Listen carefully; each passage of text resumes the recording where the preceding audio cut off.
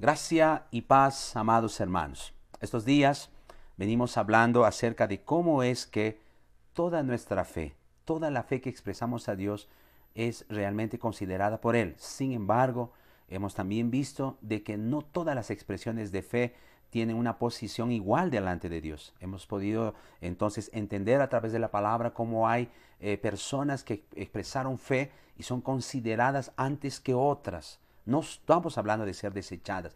Dios está en el capítulo 11 de Hebreos hablando sobre la fe y nos está mostrando que hay personas que han manifestado una fe más excelente que las otras. ¿Por qué el Señor quiere hacer eso?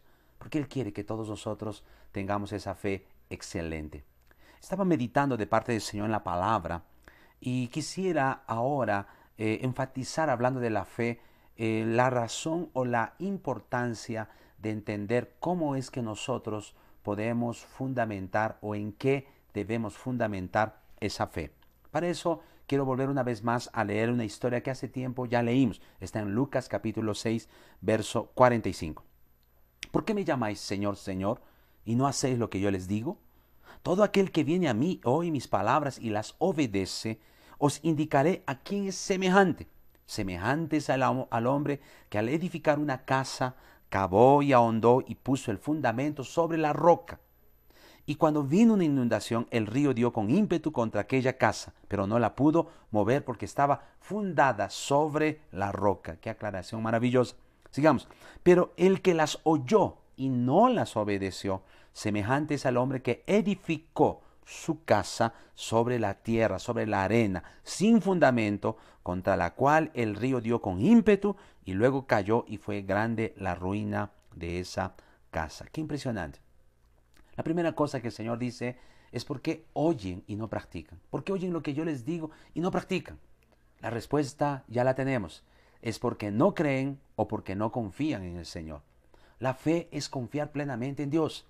La fe es creer plenamente en Él. ¿Cuántos recuerdan que en las historias pasadas que hemos visto allí, Gedeón y Barak? ¿Cuál es la diferencia? Es que Barak no le creyó plenamente al Señor, necesitaba sentirse seguro en alguien. Impresionante también eso aconteció con Judá. Entonces, lo que queremos entender aquí en la palabra, que el Señor está diciendo por qué no confían plenamente. Es por causa de eso, que muchos no hacen lo que el Señor nos dice para hacer. Su palabra es considerada sin tanta importancia. Pero aquellos que confían en el Señor y practican lo que el Señor nos muestra en su palabra, el Señor dice son semejantes a quién? A alguien que quiso construir una casa y decidió construir esa casa, fundamentar, colocar cimientos de su casa en la roca. ¡Wow! ¿Están entendiendo eso? O sea, él decidió. Mientras otro, insensato, que oye, no hace, es semejante a quién? Alguien que decidió construir su casa sobre la arena. ¿Cómo es que eliges el fundamento para construir tu vida? ¿Cómo es que eliges tú para saber dónde vas a construir? La roca. No es una cuestión solo subjetiva. No es decir, mi vida la he fundamentado sobre Cristo. ¿En qué se basa el fundamento? Déjame explicarte rápidamente lo siguiente. Cada vez que tú decides confiar en el Señor y creer en Él y vivir conforme a ello, tú estás decidiendo que construir tu vida en esa roca. ¿Cómo es eso, pastor? Es decir, por ejemplo, si tú decides vivir cada día, tus proyectos, tu vida cotidiana es desarrollada, construida en aquello que el Señor dice que tú eres. ¿Quién eres? Hijo amado. Si eso es aquello en el cual tú crees y confías, ¿por qué eres hijo amado? ¿Por qué? No es por lo que tú hiciste, no es por las obras que tú hiciste, no es porque tú ganaste esa posición, sino porque Él lo hizo en la cruz, porque la obra redentora de Cristo te dio esa posición. Entonces estás eligiendo construir tu casa, tu vida, tus proyectos en la roca. ¿Qué dice el Señor? Vendrán las pruebas, vendrán las crisis, eso implica esta pandemia, vendrá estas circunstancias difíciles, inciertas, y no serás destruido. ¿Por qué? Porque decidiste fundamentar tu vida en la roca que es Cristo. ¿Por qué? Porque creíste y confiaste. Pero ¿quién es aquel que decide construir su casa sobre la arena? Aquel que su vida cotidiana, su día a día, sus aciertos y errores, está basado en que cuando él cree que es algo que Él hace, que le da esa posición. Que las bendiciones son obtenidas porque Él se portó bien. Que Él es bendecido porque Él obró de la manera correcta. Entonces está construyendo su vida, su casa en arena. Porque no es eso lo que el Señor dijo. Lo que el Señor a través de Cristo nos muestra que es Él quien consumó la obra. Todo está consumado. Con esto no estoy queriendo decir de que te portes mal, que vivas una vida lejos de los principios de Dios. De ninguna manera. Tú eres una nueva criatura en Cristo Jesús. Las cosas viejas pasaron. Ya no está en tu naturaleza el pecado.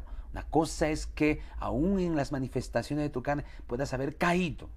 Pero todo aquel cristiano que cae, entonces tiene dentro de sí un sentimiento de volverse a Dios.